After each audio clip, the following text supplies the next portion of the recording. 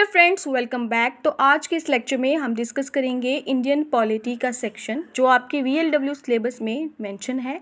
Complete section को आज एक ही वीडियो में हम यहाँ पे कवर करेंगे। इससे रिलेटेड इंपॉर्टेंट 100 MCQs जो हैं वो डिस्कस करेंगे। टॉपिक्स आप लोग स्क्रीन पे देख सकते हो। ये सभी टॉपिक्स जो हैं एक ही वीडियो में हम आज कवर करने वाले हैं। इससे प्रीवियस लेक्चर्स में आपको टॉपिक वाइज MCQs जो हैं वो प्रोवाइड किए गए हैं। जिन बच्चों ने अभी तक वो नहीं देखे, आप प्लेलिस्ट में जाके देख सकते हो। Then come to this lecture. ठीक है, क्वेश्चन नंबर 1 है, who was the chairman of provincial constitution committee of constituent assembly. बताना है चेयरमैन कौन थे प्रोविंशियल कॉन्स्टिट्यूशन कमेटी के, जो कि कॉन्स्टिट्यूएंट असेंबली की थी। ऑप्शंस हैं doctor BR Ambedkar, Pandit Jawaharlal Nehru, doctor Rajendra Prasad या फिर सरदार पटेल। तो चारों ऑप्शंस में से आपको बताना है कौन थे chairman of provincial constitution committee. ठीक है, तो करेक्ट आंसर जो है इसका that is option D, Sardar Patel was the chairman of the provincial constitution committee of the constituent assembly. ठीक है, then come to question number 2, who among the following was the chairman of the Union Constitution Committee of the Constituent Assembly। अब बताना है union constitution committee के chairman कौन थे। Options हैं BR Ambedkar, JB Kripalani, Jawaharlal Nehru या फिर अलादी कृष्ण स्वामी अय्यर। तो करेक्ट आंसर है इसका ऑप्शन सी, यहाँ पे ये थे जवाहरलाल नेहरू। ठीक है, Jawaharlal Nehru was the chairman of union constitution committee of constituent assembly. Option C इसका करेक्ट आंसर है यहाँ पे। Then come to question number 3। Question number 3 है, who propose the preamble before the drafting committee of the constitution. Preamble को किसने propose किया है before drafting committee of constitution. Options हैं जवाहरलाल नेहरू, BR अम्बेडकर, BN राव या फिर महात्मा गांधी। तो इसका करेक्ट आंसर ऑप्शन ए है, दैट इज जवाहरलाल नेहरू। ठीक है, तो यहाँ आप रीड आउट कर सकते हो, the proceedings of the constituent assembly started with objectives resolution presented by Jawaharlal Nehru. ठीक है, कॉन्स्टिट्यूएंट असेंबली की जो प्रोसीडिंग्स हैं वो स्टार्ट कर दी गई थी विद ऑब्जेक्टिव्स रिजोल्यूशन, जो कि प्रेजेंट किया था किसने, जवाहरलाल नेहरू। और कब किया था, 13 दिसंबर 1946 में। ठीक है, the objective resolution was unanimously passed on 22 January 1947। ठीक है, later this objective resolution became the foundation of preamble of the constitution। Option A जो है इस क्वेश्चन का करेक्ट आंसर होगा। Then come to next question. Question number 4 है, the first day session of Indian constituent assembly was chaired by. तो बताना है first day session था जो इंडियन कॉन्स्टिट्यूएंट असेंबली का, वो किसके द्वारा चेयर किया गया।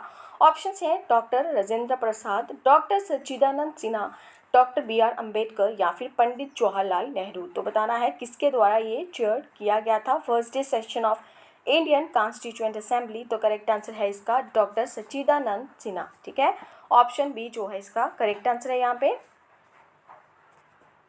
तो यहाँ पे आप रीड आउट कर सकते हो, doctor Sachchidanand Sinha temporarily chair the first meeting of the constituent assembly. ठीक है, इन्होंने टेम्पोरेरली क्या किया था, फर्स्ट मीटिंग जो थी कॉन्स्टिट्यूएंट असेंबली की उसे चेयर किया था, विच वॉज हेल्ड ऑन 9 दिसंबर 1946। जो कि कब हुई थी, 9 दिसंबर 1946 में। The constituent assembly elected doctor Rajendra Prasad as permanent chairman on 11 December 1946। ठीक है, इसके बाद कॉन्स्टिट्यूएंट असेंबली ने इलेक्ट किया था डॉक्टर राजेंद्र प्रसाद जी को परमानेंट चेयरमैन, और कब किया था, 11 दिसंबर 1946 को। Doctor Rajendra Prasad name was proposed by JB Kripalani. ठीक है, ऑप्शन बी इस क्वेश्चन का यहाँ पे करेक्ट आंसर रहेगा।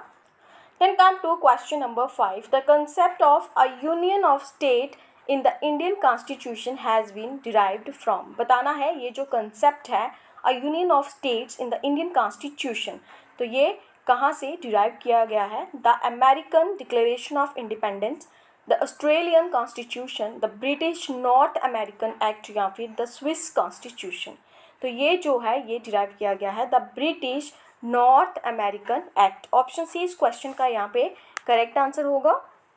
क्वेश्चन नंबर 6 है, the feature of federal system of Indian constitution is inspired by the constitution of.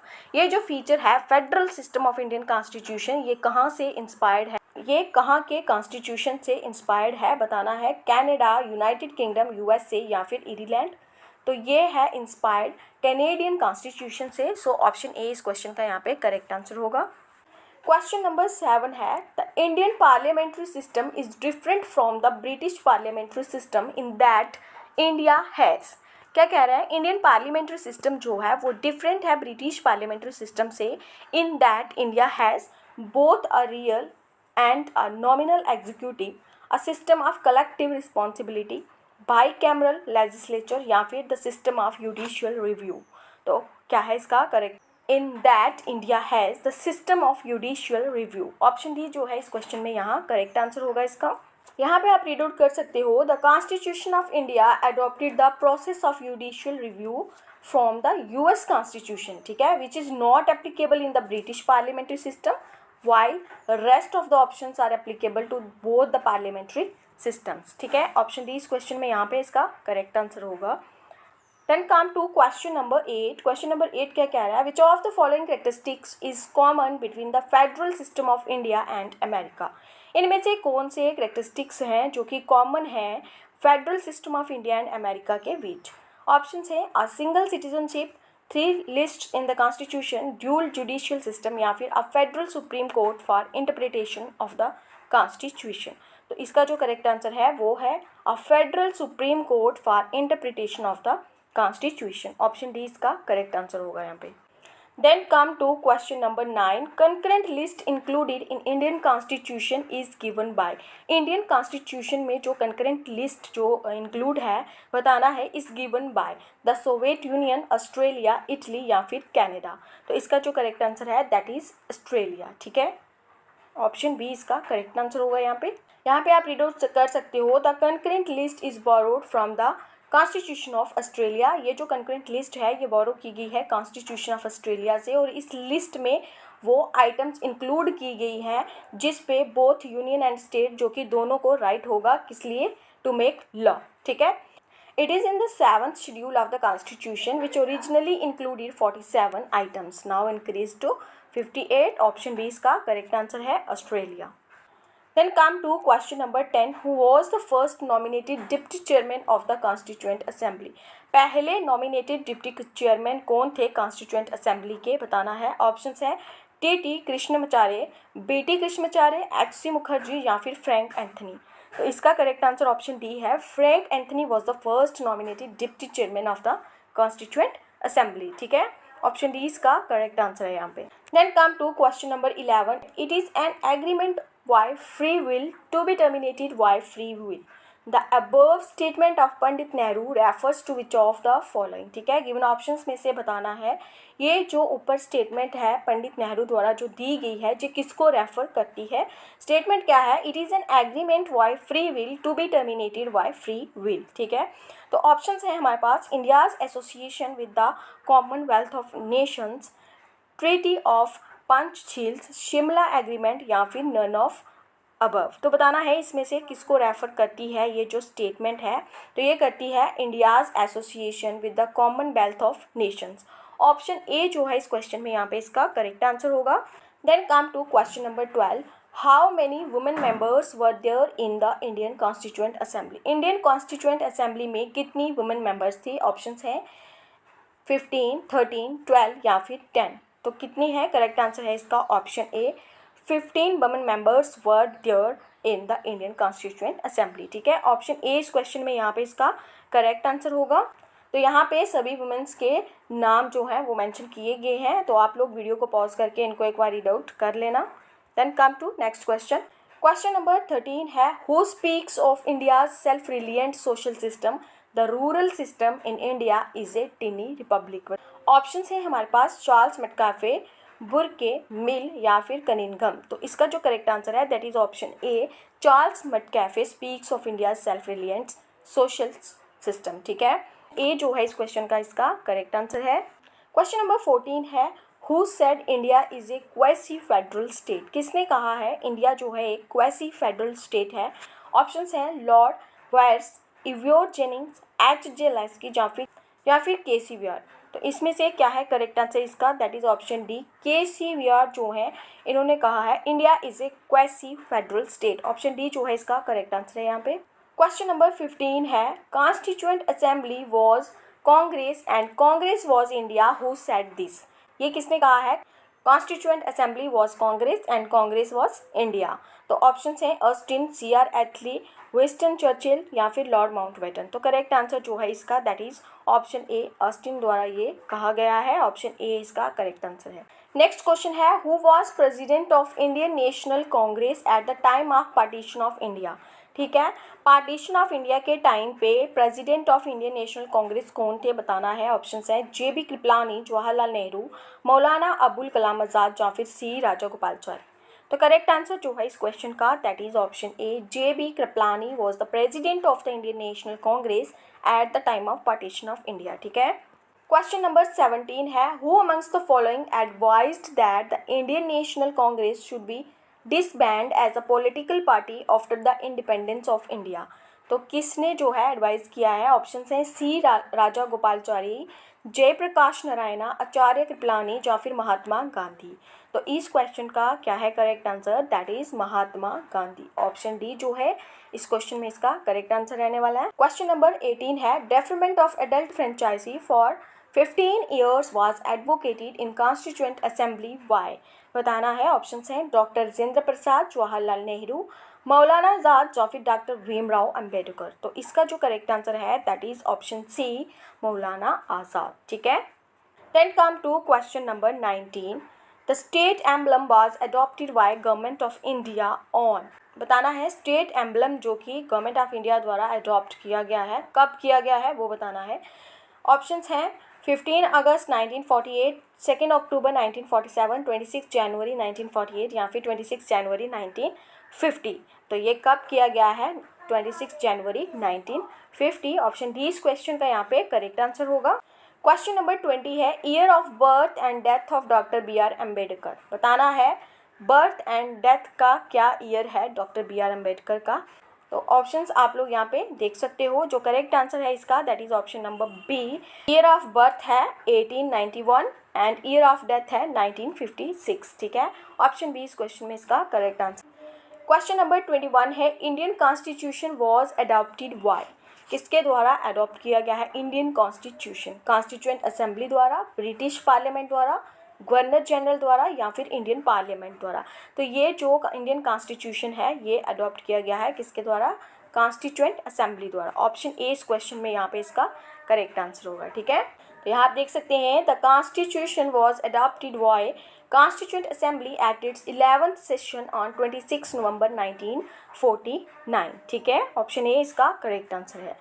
Question number 22 है January 26 was selected as the date for the inauguration of constitution because. 26 जनवरी जो है वो select की गई थी किसके लिए, date for the inauguration of constitution because बताना है the Congress had observed it as the independence day in 1930। On that day, the Quit India movement was started in 1942. It was considered to be a auspicious day या फिर none of the above। तो correct answer जो है इसका option A ही है, the Congress had observed it as the independence day 1930। ठीक है, ऑप्शन ए इस क्वेश्चन का करेक्ट आंसर रहेगा। Then come to question number 23 the first draft of the constitution was prepared by. Constitution का जो first draft था वो किसके द्वारा प्रिपेयर किया गया है, BR अम्बेडकर, BN राव, के संथानम या फिर KM मुंशी। तो करेक्ट आंसर इसका ऑप्शन बी है, BN राव द्वारा कॉन्स्टिट्यूशन का जो फर्स्ट ड्राफ्ट है वॉज प्रिपेयर्ड। ठीक है, क्वेश्चन नंबर 24 है the drafting committee of the constituent assembly under doctor BR Ambedkar had how many other member. क्या क्वेश्चन है, कॉन्स्टिट्यूएंट असेंबली की जो ड्राफ्टिंग कमेटी थी अंडर डॉक्टर BR अम्बेडकर उसमें हाउ मेनी अदर मेंबर्स और कितने मेंबर्स थे। ऑप्शन हैं 7, 6, 5, 4। तो करेक्ट आंसर इसका है option B 6 other members. Option B इसका करेक्ट आंसर रहेगा। तो यहाँ पे आप एक बार रीड आउट कर सकते हो कि वो 6 अदर मेंबर्स जो हैं वो कौन कौन से थे, उनके नाम यहाँ पे दिए हैं। वीडियो को पॉज करके आप लोग इसे रीड आउट कर सकते हो एक बार। ठीक है, then come to question number 25 and the last question of today's lecture who was the chairman of advisory committee on fundamental rights and minorities constituted by the constituent assembly. आना है chairman कौन थे एडवाइजरी कमेटी के on fundamental rights and minorities constituted by the constituent assembly. Options हैं Pandit Nehru, Sardar Patel, BN Rao या फिर अम्बेडकर। तो correct answer है इसका सरदार पटेल। ऑप्शन बी जो है इस क्वेश्चन का यहाँ पे करेक्ट आंसर रहने वाला है। क्वेश्चन नंबर 1 है which of the following constitutional amendments is also known as mini constitution of India. बताना है ये जो नीचे दी गई कॉन्स्टिट्यूशन अमेंडमेंट्स हैं इनमें से कौन सी अमेंडमेंट है जिसे मिनी कॉन्स्टिट्यूशन ऑफ इंडिया भी कहा जाता है। ऑप्शंस हैं 7th amendment, 42nd amendment, 44th amendment या फिर 73rd अमेंडमेंट। तो कौन सी अमेंडमेंट है जिसे मिनी कॉन्स्टिट्यूशन ऑफ इंडिया भी कहा जाता है। तो करेक्ट आंसर इसका क्या है 42nd अमेंडमेंट। ऑप्शन बी जो है इस क्वेश्चन में इसका करेक्ट आंसर रहने वाला है। Then come to question number 2 in which year Keshwananda Bharati's judgment came that emphasized the basic structure of constitution and the basic structure of the constitution cannot be amended under Article 368। Options हैं 1971, 1972, 1973 या फिर 1974। तो क्या है इसका correct answer that is option number C in 1973। ठीक है, option C इस क्वेश्चन का यहाँ पे करेक्ट आंसर है।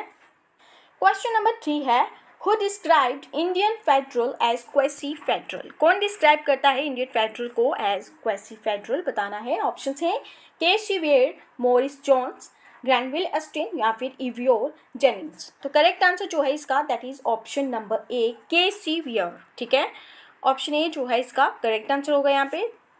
Then come to question number 8 Who described Indian federalism as federation with a centralising tendency? कौन डिस्क्राइब करता है इंडियन फेडरलिज्म को as a federation with a centralising tendency? बताना है। ऑप्शंस हैं K Wheare, Morris Jones, Granville Austin and Ivor Jennings. तो correct answer जो है इस क्वेश्चन का दैट इज इवियोर जेनिंग्स। ठीक है, डी ऑप्शन जो है इसका यहाँ पे करेक्ट आंसर होगा। Come to question number 5 who describe Indian federalism as bargaining federalism? कौन डिस्क्राइब करता है इंडियन फेडरलिज्म को एज बार्गेनिंग फेडरलिज्म? ऑप्शंस आप लोगों के पास सेम है। तो करेक्ट आंसर जो है इसका that is option number B Morris Jones described Indian federalism as bargaining federalism. ठीक है, ऑप्शन बी इस क्वेश्चन में यहाँ पे इसका करेक्ट आंसर रहेगा। क्वेश्चन नंबर 6 है who described Indian federalism as a cooperative federalism? अब बताना है कौन डिस्क्राइब करता है इंडियन फेडरलिज्म को एज कोऑपरेटिव फेडरलिज्म? ऑप्शंस हैं K Wheare, Morris Jones, Granville Austin and Ivor Jennings. तो करेक्ट आंसर इसका जो है that is option number C Granville Austin. ठीक है, described Indian federalism as cooperative federalism. Option C इसका जो है वो करेक्ट आंसर है। Then come to question number 7 which of the following statement is false? Given statements में से बताना है कौन सी स्टेटमेंट है जो कि फॉल्स है, गलत है। ऑप्शंस हैं most of the structure of Indian constitution has been taken from the government of India act 1935। क्या कहता है मोस्ट ऑफ द स्ट्रक्चर जो है इंडियन कॉन्स्टिट्यूशन का वो कहाँ से लिया गया है? From the government of India act 1935। Option B है the original constitution had 10 schedule. कहता है ओरिजिनल कॉन्स्टिट्यूशन जो है उसमें 10 शेड्यूल्स हैं। ऑप्शन सी है the political part of Indian constitution is taken from the British constitution. Political part जो है इंडियन कॉन्स्टिट्यूशन का वो कहाँ से लिया गया है? ब्रिटिश कॉन्स्टिट्यूशन से। ऑप्शन डी है article 368 is related to the constitutional amendment. कहता है आर्टिकल 368 जो है वो किससे रिलेटेड है? Constitutional amendment. तो बताना है इनमें से कौन सी स्टेटमेंट है जो कि फॉल्स है। तो करेक्ट आंसर क्या होगा इसका that is the original constitution had 10 schedule. Option B जो है इसका यहाँ पे करेक्ट आंसर होगा, ये एक फॉल्स स्टेटमेंट है। क्वेश्चन नंबर 8 है which of the following is not a feature of Indian parliamentary system? इनमें से कौन सा जो है वो इंडियन पार्लियामेंट्री सिस्टम का फीचर नहीं है? ऑप्शंस हैं majority party power, presence of actual executive and nominal executive. Option C है appointment of executive to the legislature या फिर ऑल ऑफ द अबव। तो बताना है कौन सा फीचर है जो कि इंडियन पार्लियामेंट्री सिस्टम का फीचर नहीं है। तो करेक्ट आंसर इसका जो है वो है D all of the above. ठीक है, ऑप्शन डी इसका करेक्ट आंसर रहेगा यहाँ पे। Then come to question number 9 which of the following is not matched correctly? सभी स्टेटमेंट्स को आपको देखना है और बताना है कौन सी जो कि करेक्टली मैच नहीं हो रही है। ऑप्शन 1 है right to equality article 14 to 18, rights against exploitation article 20 to 22, right to religious freedom article 25 to 28, right to cultural and educational freedom article 29 to 30। ठीक है, इसमें हमारा क्वेश्चन क्या है कि which of the following is not matched correctly? तो जो correct answer है इसका that is option B right against exploitation article 22 में बताया है इन्होंने, तो ये जो है इनकरेक्ट है, सो ये मैच नहीं हो रहा है। ऑप्शन बी जो है इसका करेक्ट आंसर रहेगा इसमें। Then come to question number 10, which of the following is not matched correctly. Again हमें मैच करना है कौन सा जो है वो करेक्टली मैच नहीं हो रहा है। Part 1 union and it's territories, part 2 citizenship, part 3 directive principles and state policy, part 6 state governments. तो बताना है कौन सा है जो कि करेक्टली मैच नहीं हो रहा है। That is option number C, part 3 directive principles and state policy.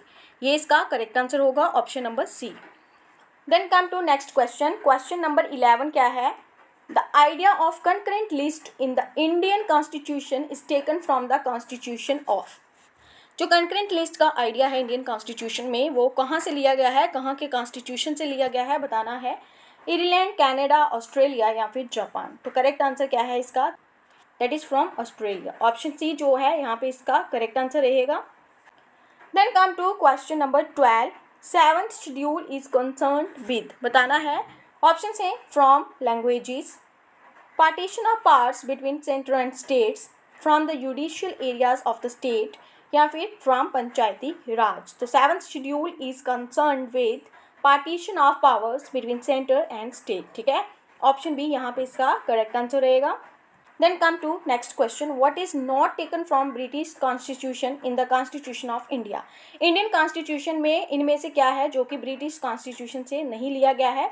Options हैं parliamentary rule, single citizenship, fundamental rights या फिर कैबिनेट सिस्टम। तो करेक्ट आंसर इसका क्या है? दैट इज फंडामेंटल राइट्स जो हैं is not taken from the British constitution. ठीक है, ऑप्शन सी जो है यहाँ पे इस क्वेश्चन का करेक्ट आंसर होगा। Then come to question number 14, which of the following articles cannot be null during the national emergency? तो बताना है कौन से आर्टिकल्स हैं that cannot be null during the national emergency. Options हैं article 14 to 18, article 19, article 20, 21, article 29 and 30। तो correct answer क्या है इसका? That is option number C, article 20, 21। ठीक है, then come to question number 15, which one of the following best describes the parliament form of government? ठीक है, इनमें से कौन सी स्टेटमेंट है जो कि बेस्ट डिस्क्राइब कर रही है पार्लियामेंट फॉर्म ऑफ गवर्नमेंट को? ठीक है, ऑप्शंस हैं principle of cooperation and coordination between the legislative and executive organs. Option B है doctrine of separation of powers between the two organs, written constitution या फिर रिजिड कॉन्स्टिट्यूशन। बताना है इनमें से कौन सी स्टेटमेंट है जो कि बेस्ट डिस्क्राइब कर रही है पार्लियामेंट फॉर्म को। तो करेक्ट आंसर है इसका option A, principal of cooperation and coordination between legislative and executive organs. ठीक है, ऑप्शन ए इस क्वेश्चन का यहाँ पे करेक्ट आंसर होगा। क्वेश्चन नंबर 16 है, which of the following is not another name for the parliament system. ठीक है, इनमें से कौन सा है जो कि अनदर नेम नहीं है पार्लियामेंट सिस्टम का? ऑप्शंस हैं Westminster, responsible government, cabinet government या फिर अमेरिकन सिस्टम। तो करेक्ट आंसर इसका क्या है? ऑप्शन डी, अमेरिकन सिस्टम जो है is not another name for the parliament system. Option D इस क्वेश्चन में इसका करेक्ट आंसर रहेगा। क्वेश्चन नंबर 17 है, according to doctor B R Ambedkar which of the following parts of the Indian constitution is a noble feature of the Indian constitution. क्या कह रहा है? According to doctor B R Ambedkar कौन से parts हैं Indian constitution के जो कि नॉवल फीचर्स हैं इंडियन कॉन्स्टिट्यूशन में? ठीक है, ऑप्शंस हैं प्रीएम्बल, फंडामेंटल राइट्स, डीपीएसपी या फिर फंडामेंटल ड्यूटीज। तो इसका जो करेक्ट आंसर है that is option number C, DPSP. ठीक है, directive principles and state policy. Option C इस क्वेश्चन का यहाँ पे करेक्ट आंसर रहेगा। क्वेश्चन नंबर 18 है, which of the following emergency is not mentioned in the constitution. इनमें से कौन सी एमरजेंसी है जो कि कॉन्स्टिट्यूशन में मेंशन नहीं की गई है, वो बताना है। ऑप्शंस है national emergency, state emergency, disaster emergency and financial emergency. The correct answer जो है इसका दैट इज डिजास्टर एमरजेंसी जो है is not mentioned in the constitution. ठीक है, ऑप्शन सी जो है यहाँ पे इसका करेक्ट आंसर होगा। क्वेश्चन नंबर 19 है, national emergency is mentioned in which article of constitution. बताना है नेशनल एमरजेंसी जो है वो इंडियन कॉन्स्टिट्यूशन के कौन से आर्टिकल में मेंशन्ड है। ऑप्शंस हैं article 352, article 356, article 360 and article 398। तो करेक्ट आंसर क्या है इसका? आर्टिकल 352 में मेंशन है नेशनल एमरजेंसी। ठीक है, ऑप्शन ए इस क्वेश्चन में यहाँ पे इसका करेक्ट आंसर होगा। क्वेश्चन नंबर 20 है state emergency is mentioned in which article of the constitution. अब पूछ रहा है कि स्टेट इमरजेंसी जो है वो कौन से आर्टिकल में मेंशन है इंडियन कॉन्स्टिट्यूशन के, तो बताना है आर्टिकल 352, 356, 360 या फिर 398। तो इसका करेक्ट आंसर है 356 आर्टिकल में मेंशन है स्टेट इमरजेंसी, ठीक है। Then come to question number 21, financial emergency is mentioned in which article of the constitution. अब कह रहा है फाइनेंशियल इमरजेंसी बतानी है कौन से आर्टिकल में मेंशन है इंडियन कॉन्स्टिट्यूशन में, आर्टिकल 352, 356, 360 या फिर 398। तो करेक्ट आंसर इसका क्या है, that is option number C, article 360 में मेंशन है फाइनेंशियल इमरजेंसी, ठीक है। Then come to question number 22. Which of the following is not a ground for a declaration of national emergency?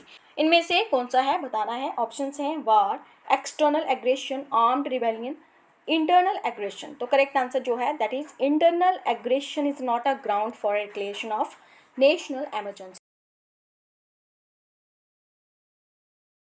का क्वेश्चन नंबर 1 क्या है, in which part of the Indian constitution the fundamental rights are provided. क्या बताना है कि Indian constitution के कौन से पार्ट में फंडामेंटल राइट्स जो हैं वो प्रोवाइडेड हैं।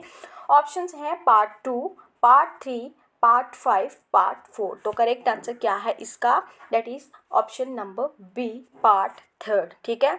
इंडियन कॉन्स्टिट्यूशन के पार्ट 3 में फंडामेंटल राइट्स जो हैं वो प्रोवाइडेड हैं, याद रखना है। ऑप्शन बी जो है इसका यहाँ पे करेक्ट आंसर रहेगा।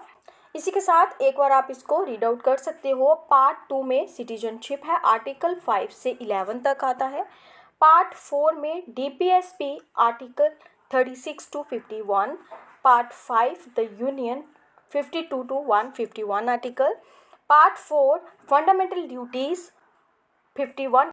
Eight present total parts are 25। At present कितने पार्ट्स हैं टोटल, 25 हैं, इनिशियली 22 थे, ठीक है।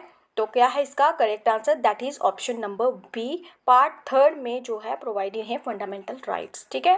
Then come to question number 2, fundamental rights are derived inspiration from which countries constitution, ठीक है। फंडामेंटल राइट्स जो है वो डिराइव्ड इंस्पिरेशन है कौन सी कंट्री के कॉन्स्टिट्यूशन से। ऑप्शंस हैं रशिया, यूएसए, कनाडा या फिर जर्मनी। तो करेक्ट आंसर क्या है इसका, that is USA. Option B जो है इसका करेक्ट आंसर रहेगा यहाँ पे। Then come to question number 3, originally how many fundamental rights had in our constitution, ठीक है। बताना है ओरिजिनली कितने फंडामेंटल राइट्स हैं हमारे कॉन्स्टिट्यूशन में। ऑप्शंस हैं हमारे पास 5, 6, 8 या फिर 7। तो करेक्ट आंसर क्या है इसका, 7 फंडामेंटल राइट्स, ठीक है। ऑप्शन डी इस क्वेश्चन का करेक्ट आंसर है। तो यहाँ पे ये नोट दिया गया है, इसे आप रीड आउट कर सकते हो। Right to property fundamental right जो है was deleted in 44th constitutional amendment act in 1978, ठीक है। It is made a legal constitution right under article 300 in part 12, ठीक है। ऑप्शन डी इस क्वेश्चन में इसका करेक्ट आंसर है। Then come to question number 4. In the Indian Constitution of right to freedom is granted by 4 articles which are। बताना है Indian constitution के right to freedom जो है उसमें 4 आर्टिकल्स हैं, कहाँ से कहाँ तक, which are article 19 to article 22, article 16 to article 19, article 17 to article 20 या फिर आर्टिकल 18 से लेके आर्टिकल 21। तो करेक्ट आंसर इसका ऑप्शन ए ही है, आर्टिकल 19 टू आर्टिकल 22, ठीक है। ऑप्शन ए इसका करेक्ट आंसर रहेगा।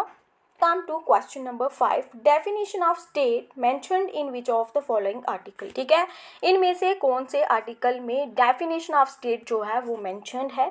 ऑप्शंस हैं आर्टिकल 11, आर्टिकल 13, आर्टिकल 12 या फिर आर्टिकल 14। तो करेक्ट आंसर क्या है इसका, आर्टिकल 12 में मेंशन है definition of state. Option C इस क्वेश्चन का करेक्ट आंसर रहेगा यहाँ पे। Then come to question number 6, human trafficking restricted in which article. कौन से आर्टिकल में ह्यूमन ट्रैफिकिंग जो है वो रिस्ट्रिक्टेड है। ऑप्शंस हैं 20, 21, 24, 23। तो करेक्ट आंसर इसका क्या है, 23 आर्टिकल में रिस्ट्रिक्टेड है ह्यूमन ट्रैफिकिंग, ठीक है। ऑप्शन डी इस क्वेश्चन में इसका करेक्ट आंसर है। यहाँ पे आप रीड आउट कर सकते हो, traffic in human beings and beggar and other similar forms of forced labour are prohibited and any contravention of this provision shall be an offense punishable in according with law. ठीक है. Then come to next question.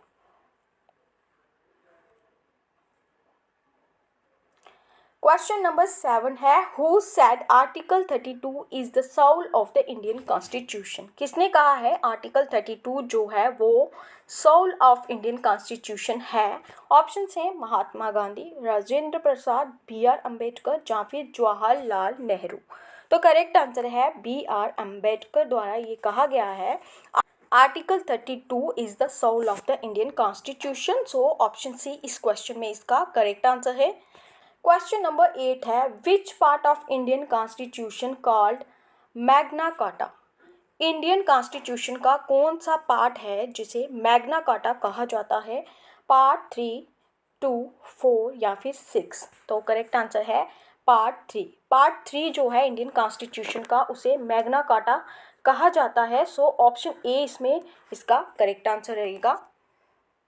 Then come to question number 9. Which one of the following statements is correct? इनमें से बताना है कौन सी statement है जो कि करेक्ट है.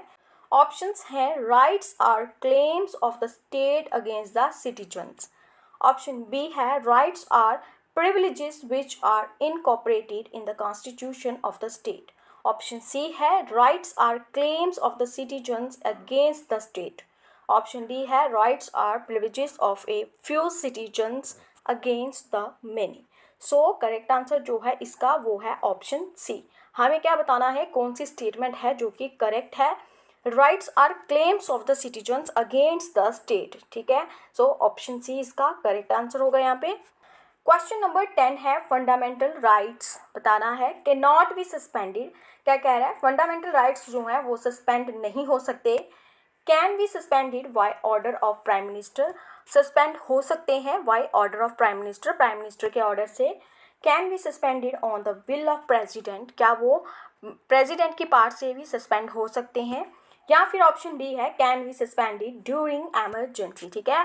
फंडामेंटल राइट्स जो हैं वो सस्पेंड हो सकते हैं. कब हो सकते हैं ड्यूरिंग एमरजेंसी. ठीक है. सो ऑप्शन डी इस क्वेश्चन में इसका करेक्ट आंसर है. ठीक है. Then come to question number 11. Which of the following is given the power to enforce the fundamental rights by the Constitution? ठीक है. Options हैं all courts in India, the Parliament, the President, the Supreme Court and High Court. तो क्या है इसका correct answer? That is the Supreme Court and High Court is given the power to enforce the fundamental rights by the Constitution. Option D इसमें यहाँ पे इसका correct answer होगा. तो यहाँ पे आप रीड आउट कर सकते हो article 13 of the constitution grants power of judicial review to the supreme court and high court. ठीक है. In the case of the violation of fundamental rights. Option D इसमें इसका करेक्ट आंसर रहेगा. Then come to question number 12. In which article of the constitution equal protection of law is provided. कौन सा article है constitution का जिसमें equal protection of law जो है वो प्रोवाइडेड है. ऑप्शंस हैं आर्टिकल 12, आर्टिकल 13, आर्टिकल 14 या फिर आर्टिकल 15. तो ये है आर्टिकल 14. ऑप्शन सी इसमें इसका करेक्ट आंसर है. आर्टिकल 14 जो है इंडियन कॉन्स्टिट्यूशन का उसमें प्रोवाइडेड है इक्वल प्रोटेक्शन ऑफ लॉ. ठीक है. ऑप्शन सी इसका करेक्ट आंसर रहेगा. क्वेश्चन नंबर 13 है under which article of constitution reservation in admission to educational institutions including private and unaided to OBCs, ST, SC is made. ठीक है. Constitution के कौन से आर्टिकल में रिजर्वेशंस हैं admission to educational institutions, private and unaided and OBCs, STs, SCs इन सब के लिए जो है रिजर्वेशंस हैं. इन सब के लिए रिजर्वेशंस हैं बताना है कौन से आर्टिकल में. Article 15 clause 4, article 15 clause 5, article 16 clause 4, article 16 clause 5. तो करेक्ट आंसर जो है इसका दैट इज आर्टिकल 15 क्लॉज 5. ठीक है. ऑप्शन बी इसमें इसका करेक्ट आंसर होगा. इस आर्टिकल में क्या है रिजर्वेशंस हैं. ऑप्शन बी करेक्ट आंसर है इसका. ठीक है.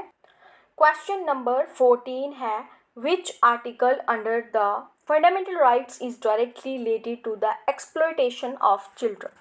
बताना है फंडामेंटल राइट्स में कौन सा आर्टिकल है जो डायरेक्टली रिलेट करता है exploitation of children. Article 19, article 17, article 23 या फिर आर्टिकल 24। तो करेक्ट आंसर इसका ऑप्शन डी है। आर्टिकल 24 जो है फंडामेंटल राइट्स में वो डायरेक्टली रिलेट करता है exploitation of children. Option D इसमें इसका करेक्ट आंसर रहने वाला है। Then come to next question 14, 2 times mark हो गया यहाँ पे। Freedom of newspaper in India. Options हैं specially provided by article 19 clause 1A।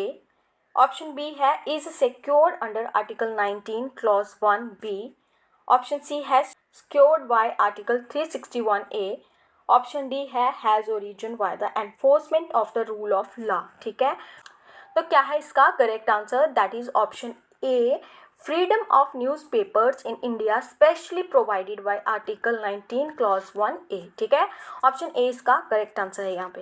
यहाँ पे आप रीड आउट कर सकते हो। यहाँ लिखा है freedom of newspapers are press is not directly provided by the constitution. ठीक है, जो न्यूज़पेपर्स और प्रेस की फ्रीडम है वो डायरेक्टली कॉन्स्टिट्यूशन द्वारा प्रोवाइड नहीं की गई थी, but included in article 19 clause 1A as freedom of speech and expression. लेकिन आर्टिकल 19 क्लॉज 1A में ये इंक्लूडेड है freedom of speech and expression की। सो ऑप्शन ए जो है इस क्वेश्चन का इसका करेक्ट आंसर है।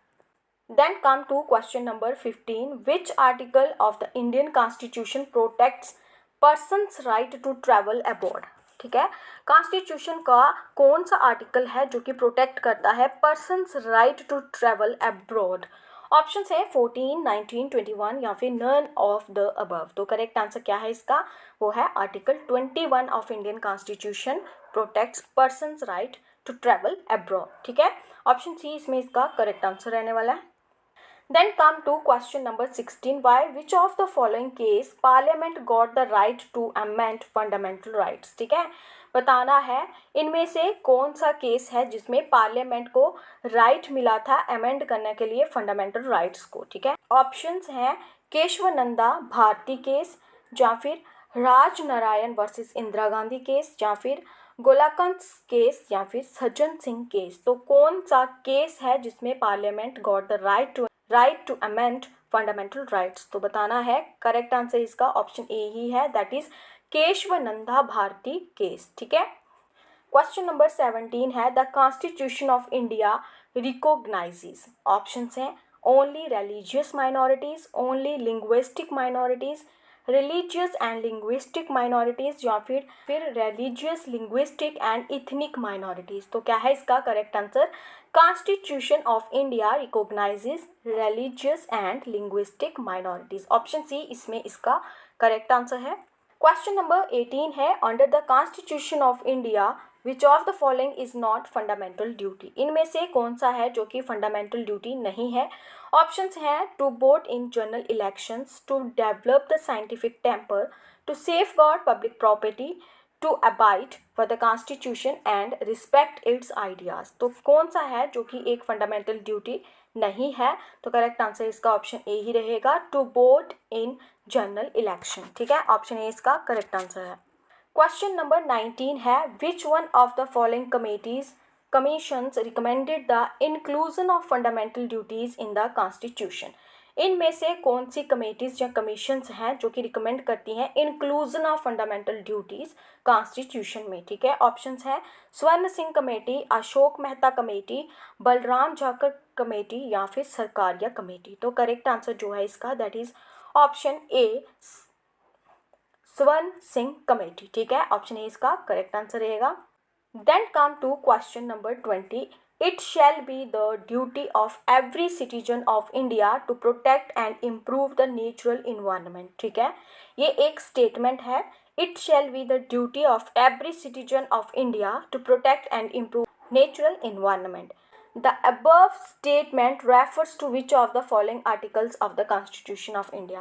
और ये जो स्टेटमेंट है ये कौन से आर्टिकल को रेफर करती है इंडियन कॉन्स्टिट्यूशन में? ऑप्शन है article 21, article 48A, article 51A, article 56। तो करेक्ट आंसर है इसका आर्टिकल 51A। ठीक है, ऑप्शन सी इसका करेक्ट आंसर रहने वाला है।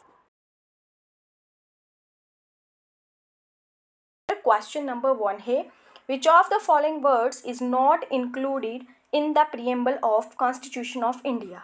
इनमें से बताना है कौन से वर्ड्स हैं जो कि preamble of constitution of India में इंक्लूडेड नहीं है, नॉट इंक्लूडेड, ठीक है।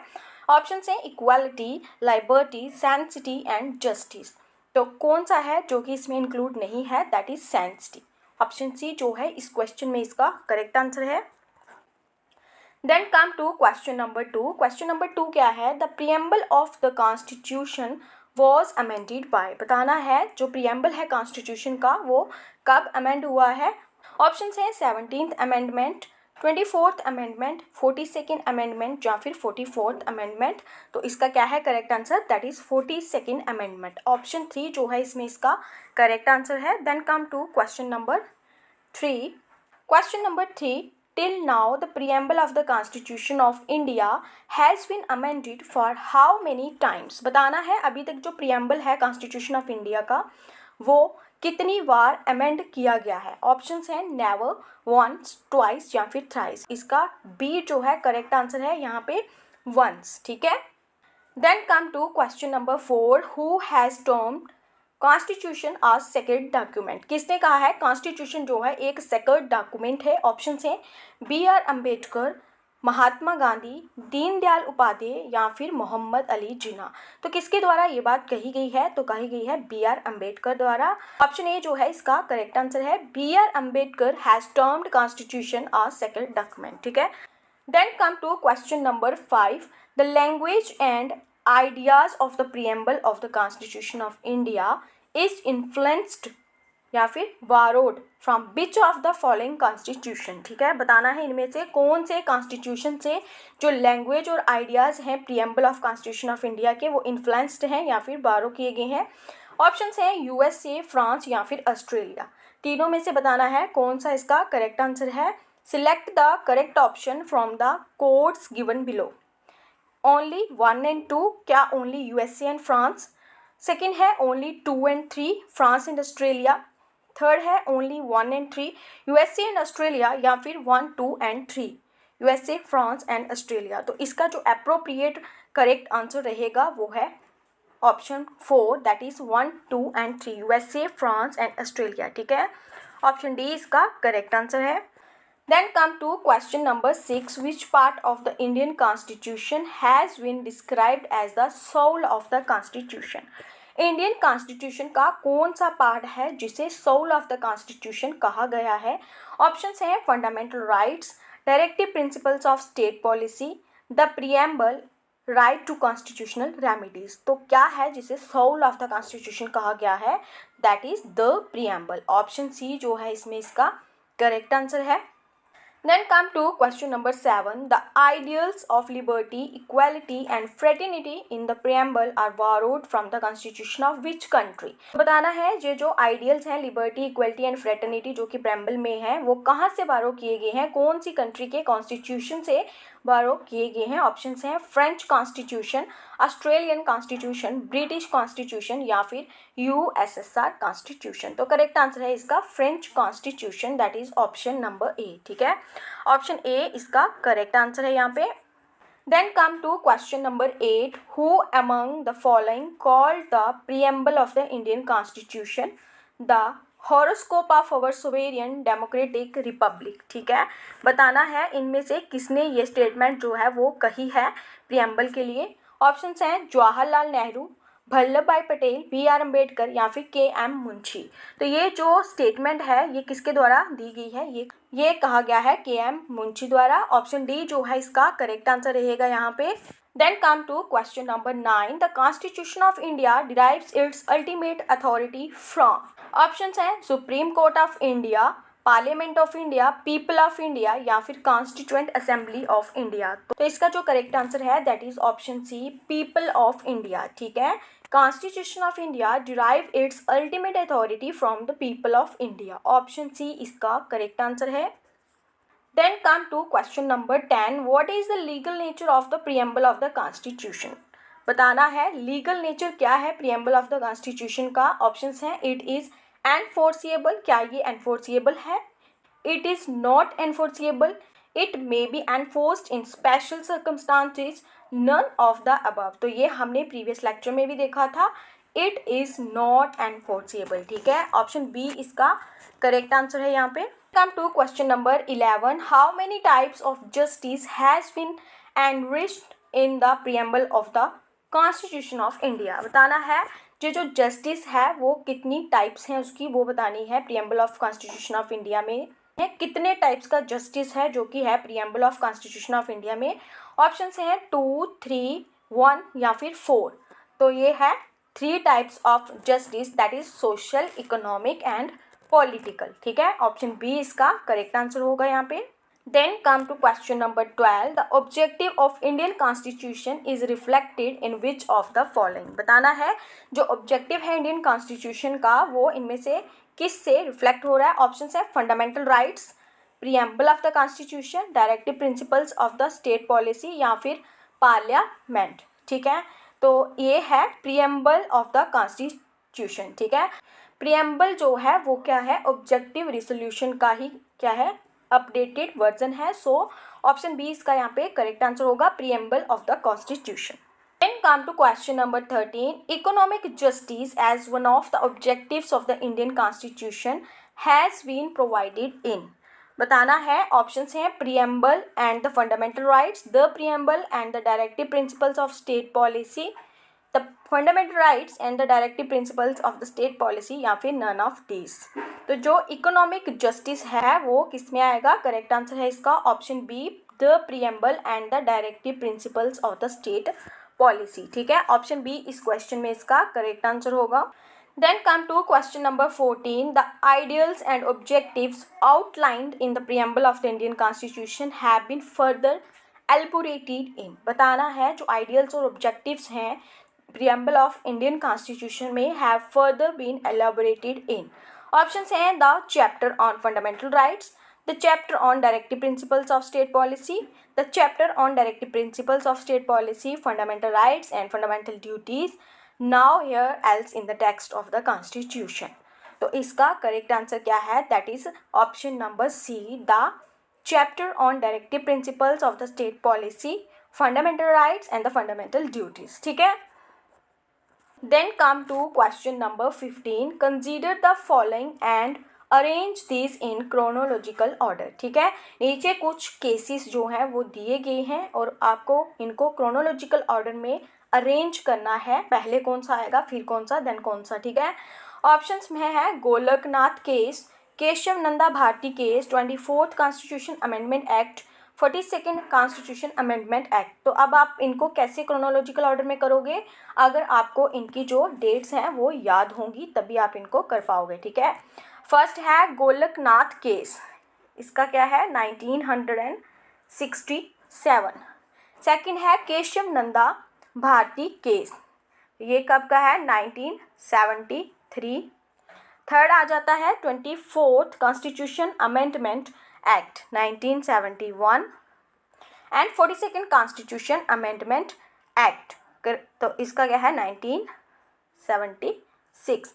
अब अगर आप लोगों को ईयर्स पता है तो आप इनको इजीली क्या है क्रोनोलॉजिकल ऑर्डर में अरेंज कर पाओगे। तो देख लो सबसे पहले कौन सा आएगा, तो अब ये कैसे अरेंज होंगे, फर्स्ट में आ जाएगा 1967, देन 1971, देन 1973 एंड देन 1976, मतलब 1, 3, 2 एंड 4, 1, 3, 2 एंड 4। ऑप्शन ए में ही इसका करेक्ट आंसर है, सो ऑप्शन ए जो है हमारा इसका करेक्ट आंसर होगा, ठीक है।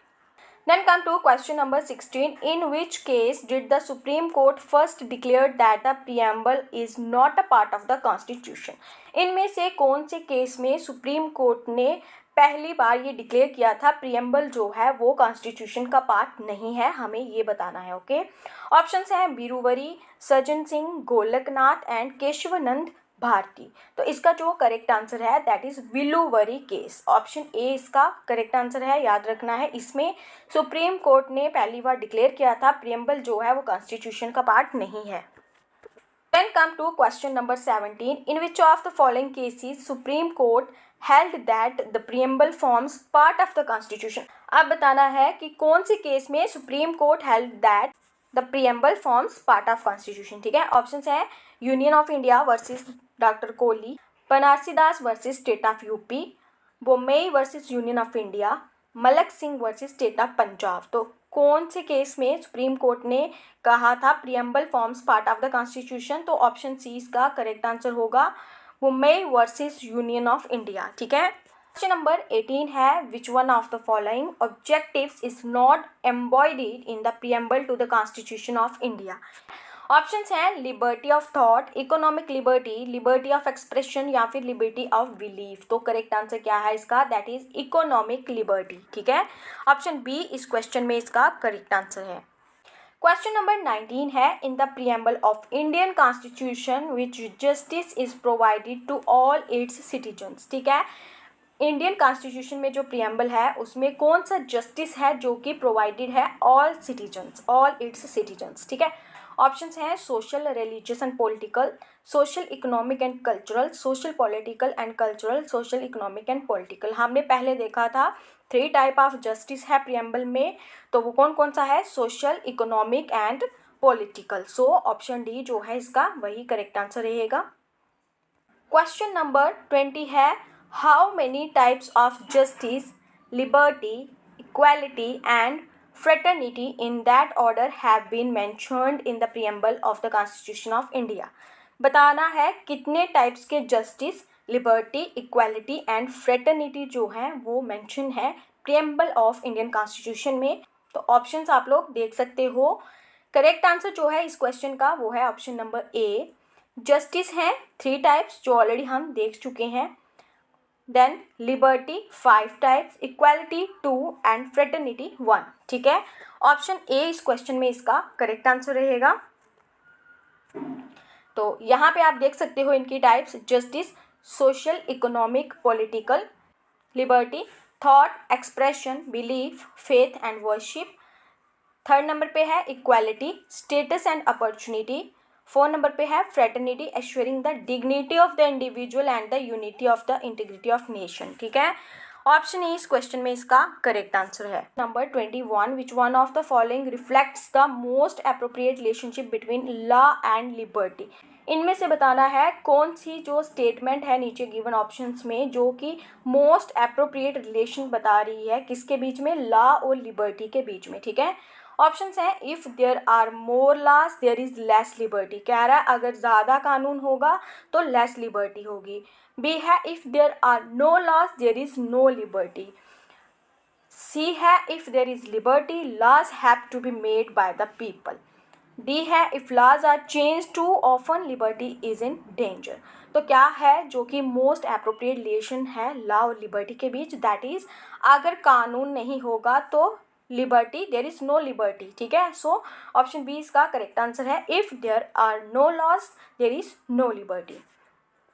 क्वेश्चन नंबर 22 है, India is a republic means it is the people who are the final authority in all matters, there is no parliamentary system of government of India. C है there are no hereditary rulers in India. D है India is in the union of states. तो क्या मतलब है इसका?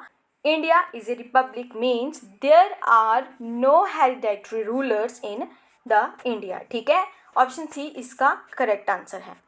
Then come to question number 23. India has people's sovereignty because the people of the constitution begins with the words. Options हैं democratic India, republic of people, democracy of people या फिर we the people of India. तो क्या रहेगा इसका correct answer? That is we the people of India. Option D इस question में इसका करेक्ट आंसर है। क्वेश्चन नंबर 24 है, which among the following is the correct expression of the term secular in India? ठीक है। बताना है इन सभी स्टेटमेंट्स में से कौन सी स्टेटमेंट है जो कि करेक्ट एक्सप्रेशन है किसकी? Secular in India.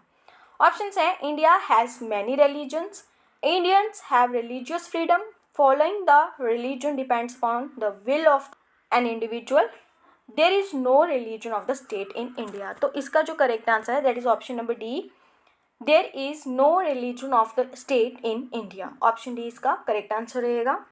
Then come to question number 25, all individuals are fully and equally humans, this principle is known as. ठीक है। सभी इंडिविजुअल्स क्या है? इक्वली एंड फुली ह्यूमन है। ये जो प्रिंसिपल है इसे क्या कहेंगे? यूनिवर्सलिज्म, हॉलिज्म, सोशलिज्म या फिर इंटरेक्शनिज्म? तो इसका करेक्ट आंसर ऑप्शन ए ही है, यूनिवर्सलिज्म। ठीक है, इसे हम यूनिवर्सलिज्म कहेंगे। क्वेश्चन नंबर 26 है, the mind of the makers of the constitution of India is reflected in which of the following? Options हैं the preamble, the fundamental rights, the directive principles of the state policy, the fundamental duties. ठीक है, तो क्या है इसका correct answer? That is the preamble. Option A इसमें इसका correct answer रहेगा। Then come to question number 27, which of the following is correct? बताना है इनमें से कौन सा स्टेटमेंट है जो कि करेक्ट है। Social equality is not guaranteed in our constitution. Social equality already existed in our country. Social equality is guaranteed in our constitution, या फिर नन ऑफ द अबव। तो कौन सी स्टेटमेंट है जो कि करेक्ट है? That is social equality is guaranteed in our constitution. ठीक है, ऑप्शन सी इसमें इसका करेक्ट आंसर है। क्वेश्चन नंबर 28 है, constitutional government means? Constitutional government का क्या मतलब है? A representative government of a nation with federal structure, a government whose head enjoys nominal powers, a government whose head enjoys real powers, a government limited by the terms of the constitution। तो बताना है constitutional government का क्या meaning है, क्या मतलब है। Option D इसमें इसका करेक्ट आंसर होगा, एक ऐसी government limited by the terms of the constitution. ठीक है, ऑप्शन डी इसका करेक्ट आंसर होगा। क्वेश्चन नंबर 29 है, one of the implications of equality in society is the absence of privileges, restraints, competitions या फिर आइडियोलॉजी? तो करेक्ट आंसर इसका है प्रिविलेजेस। ऑप्शन ए इसका करेक्ट आंसर रहेगा यहाँ पे। Then come to question number 30 and the last question of today's lecture. Which one of the following factors constitutes the best safeguards of liberty in a liberal democracy? Options हैं a committed judiciary, centralization of powers, elected government या फिर separation of powers? तो correct answer है इसका separation of powers. Option D इसका correct answer होगा यहाँ पे।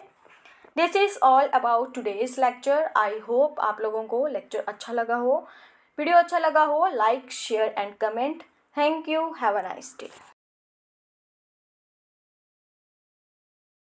क्वेश्चन नंबर 1 है, directive principles of state policy come under which part of Indian constitution? बताना है directive principles of state policy जो है वो इंडियन कॉन्स्टिट्यूशन के कौन से पार्ट के अंदर हैं। ऑप्शंस हैं पार्ट 3, पार्ट 4, पार्ट 5 या फिर पार्ट 4A। तो करेक्ट आंसर जो है इस क्वेश्चन का that is part 4। Option B इस क्वेश्चन में इसका करेक्ट आंसर रहने वाला है। तो यहाँ पे आप देख सकते हो पार्ट 3 में फंडामेंटल राइट्स हैं, पार्ट 4 में DPSP हैं, पार्ट 4A में फंडामेंटल ड्यूटीज़ हैं, पार्ट 5 में प्रेसिडेंट यूनियन गवर्नमेंट। ठीक है, तो ऑप्शन बी जो है इस क्वेश्चन में इसका करेक्ट आंसर है। Then come to question number 2, which of the following articles are from DPSP? ठीक है, इनमें से बताना है कौन से आर्टिकल्स हैं जो कि कहाँ से हैं, DPSP से हैं।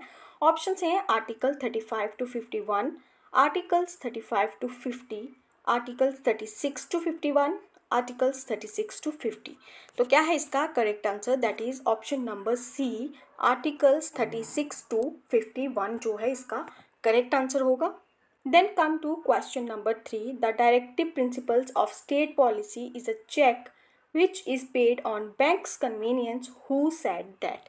किसने कहा है ये? ऑप्शन हैं BR Ambedkar, KM Munshi, doctor Rajendra Prasad या फिर KT शाह। तो करेक्ट आंसर जो है इस क्वेश्चन का वो क्या है?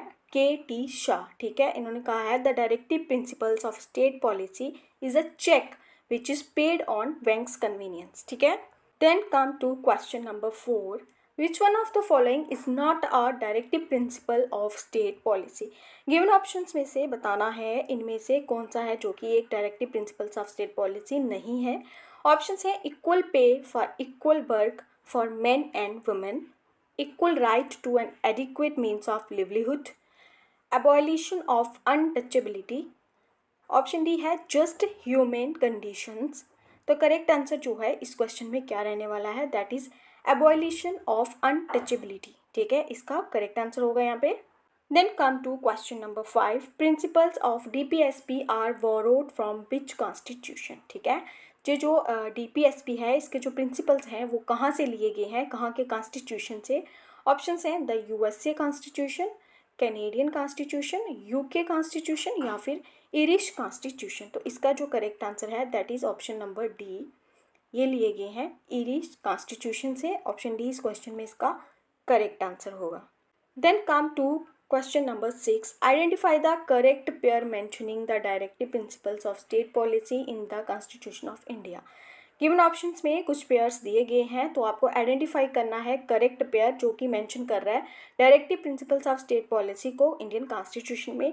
ऑप्शंस हैं equal justice and free legal aid, article 42। Option B है organisation of agriculture and animal husbandry, article 43। Option C है organisation of village panchayat, article 41। Option D है that there is equal pay for work for both men and women, article 39। तो क्या है इसका जो correct answer है that is option number D, that there is equal pay for equal work for both men and women, article 39। ठीक है। Then come to question number 7. Which one of the following is a directive principle of the state policy? इनमें से कौन सा है जो कि एक directive principle of state policy है? ऑप्शन है uniform civil code, freedom of the press, freedom of the religion, equality before law. तो जो करेक्ट आंसर है that is uniform civil code. ठीक है, ये क्या है, एक डायरेक्टिव प्रिंसिपल है। सो ऑप्शन ए जो है इसका करेक्ट आंसर है यहाँ पे। Then come to question number 8. Which of the following is not included in the directive principles of state policy? अब बताना है इनमें से कौन सा है जो कि DPSP में इंक्लूड नहीं है। ऑप्शन है prohibition of liquor, right to work, equal wage for equal work, right to information. तो कौन सा है जो इसमें नहीं है include, that is right to information. Option D जो है इसका करेक्ट आंसर होगा यहाँ पे। Then come to question number 9. Which of the following directive principles of state policy was added to the constitution of a later date? Options हैं organization of village panchayats, prohibition of co-slaughter, free legal aid and uniform civil code. तो जो क्या है इसका correct answer that is free legal aid. Option C इस question में इसका correct answer है।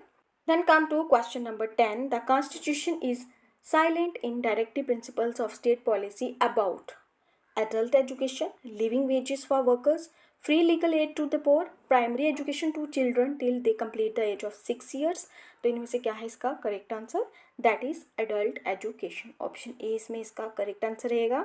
Then come to question number 11. Which of the following is empowered to make law for economic and social planning besides the infant and minors in India? Options हैं only the central government, only the state government, both central and state government, only the local government. तो इसका जो correct answer है that is both central and state government. Option number C इसमें इसका correct answer रहेगा। ठीक है। Then come to question number 12. Under the Indian constitution concentration of wealth violates. Options हैं right to equality, DPSP, the right to freedom, the concept of welfare. तो correct answer है DPSP। ठीक है, under Indian constitution concentration of wealth violates, DPSP। ठीक है, correct answer इसमें रहेगा इसका option B. Then come to question number 13. Which one of the following is not correctly matched? बताना है इनमें से कौन सा है जो करेक्टली मैच नहीं हो रहा। Article 39A equal justice and free legal aid, article 40 organisation of village panchayats, article 44 uniform civil code, article 48 separation of judiciary from executive. तो क्या है इसका correct answer that is option number D, article 48 separation of judiciary from executive जो है इसका correct answer रहेगा। Then come to question number 14. Which one of the following articles directs the state governments to organise the panchayats? इनमें से कौन सा option है, कौन सा आर्टिकल है जो कि डायरेक्ट करता है स्टेट गवर्नमेंट को किस लिए, पंचायत्स ऑर्गेनाइज करने के लिए? ऑप्शंस हैं आर्टिकल 33, आर्टिकल 40, आर्टिकल 48, आर्टिकल 50। तो इसका करेक्ट आंसर है आर्टिकल 40। ठीक है, ऑप्शन बी जो है इसमें इसका करेक्ट आंसर होगा। Then come to question number 15. How are the directive principles of state policy different from fundamental rights? बताना है directive principles of state policy जो है वो किस तरीके से फंडामेंटल राइट्स से जो है वो डिफरेंट है। ऑप्शंस हैं farmer is for union government and later is for state government. Option B है former is a part of constitution whereas later is not. Option C है directive principles are not enforceable whereas fundamental rights can be enforced. ठीक है, तो क्या है इसका correct answer? किस तरीके से directive principles of state policy जो है वो फंडामेंटल राइट से डिफरेंट है? ऑप्शन सी ही इसका करेक्ट आंसर रहेगा। Directive principles are not enforceable whereas fundamental rights can be enforced. ठीक है, ऑप्शन सी इसमें इसका करेक्ट आंसर होगा। Then come to question number 16, which one of the following is not the objective of the directive principles of state policy? ठीक है, इनमें से बताना है कौन सा है जो कि directive principles of state policy का ऑब्जेक्टिव नहीं है। ऑप्शंस हैं to establish a welfare state, to ensure socio economic justice, to establish a religious state, to establish a secular state. तो कौन सा है जो इसका एक ऑब्जेक्टिव नहीं है? That is to establish a religious state. ठीक है, ऑप्शन सी इस क्वेश्चन में इसका करेक्ट आंसर होगा। Then come to question number 17. Which article of Indian Constitution is related to Indian foreign policy? Indian constitution का कौन सा आर्टिकल है जो कि इंडियन फॉरेन पॉलिसी से रिलेट करता है? ऑप्शन से आर्टिकल 380, आर्टिकल 312, आर्टिकल 60, आर्टिकल 51। तो कौन सा है? दैट इज आर्टिकल 51 जो है वो रिलेट करता है इंडियन फॉरेन पॉलिसी से। ऑप्शन डी जो है इसका करेक्ट आंसर है यहाँ पे। Then come to question number 18. The directive principles of state policy may be classified into which of the following parts for the sake of convenient study? बताना है। Option है socialist, liberal, intellectualist, Gandhian, all of the above. तो correct answer है all of the above. ठीक है, this is all about today's lecture. तो I hope आप लोगों को वीडियो अच्छा लगा होगा। वीडियो अच्छा लगा हो लाइक शेयर एंड कमेंट। इसी के साथ जो बच्चे चैनल पे न्यू हैं, फर्स्ट टाइम विजिट कर रहे हैं, वो लोग प्लेलिस्ट में जाके प्रीवियस लेक्चर्स देख सकते हैं और चैनल को सब्सक्राइब करना ना भूलें। Thank you, have a nice day.